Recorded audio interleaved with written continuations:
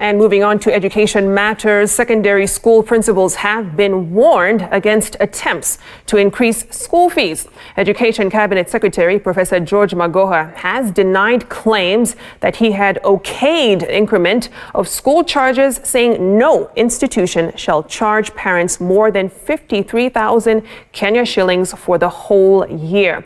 Magoha spoke at this year's commissioning of the Equity Bank's Wings to Fly program. Ongechi reports. More than 1,119 KCPE candidates will not be paying a cent for the next 4 years as they pursue their secondary education. They are the latest beneficiaries of the Equity Bank Wings to Fly program, graced by the Education Cabinet Secretary. And with the cost of education one of the biggest concerns for parents in the biting economy in the new year, Magoha's reassurance came at the right time. There had been claims that school principals are free to raise the school fees in their institutions. And I still hear some people saying that the CS has increased school fees. And I ask myself, where has this come from? The good government of the Republic of Kenya has certain fee guidelines which everybody shall and must abide with. It is not optional. According to the current fees guidelines last revised in 2015, learners in day schools are to pay no money as the government has been running the free day secondary education worth 22,000 per learner. The same amount is paid for every other learner in the boarding schools, being government's contribution to tuition and administrative costs. As such, no school, including national schools, should charge parents more than 53,000 shillings per year. National schools and boarding schools in the towns of Nairobi, Mombasa, Nakuru, Nyeri, Kisumu, Thika and Eldoret should charge maximum of 53,000 per learner.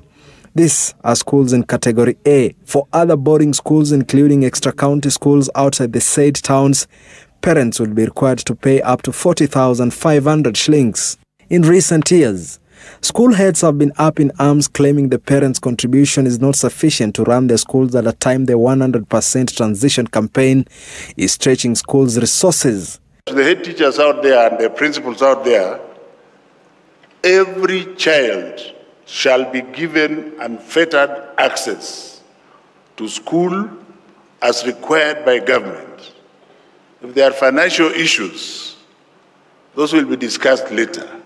In June last year, Education Cabinet Secretary Professor George Magoha, while addressing the 44th Kenya Secondary School Heads Association Conference in Mombasa, turned down a proposal from the secondary school head teachers seeking to increase fees by 21%. And amid reports that some school heads and principals had planned to introduce extra charges even as schools reopened for first term, Magoha's directive keen to stop those plans. Back at the Wings to Fly commissioning, the 1,100 beneficiaries join a growing list of alumni, now at more than 18,000 since 2010. For a program that only presents 0.002 of the total students to be tested, and then produces 3.8% of the A's in the country, it shows the quality of this program. This program gives you the chances to not only challenge your brain academically, but also enables you to acquire lots of skills along the way. Use those various offers given by the program. President Uhuru Kenyatta hailed the program as complementary to the government's effort to improve access to education across the country. He was represented by CS Magoha. Form 1 students are set to join the institutions starting Monday, the 13th of January, with a grace period of 5 days. Ongechi, Citizen TV, Nairobi.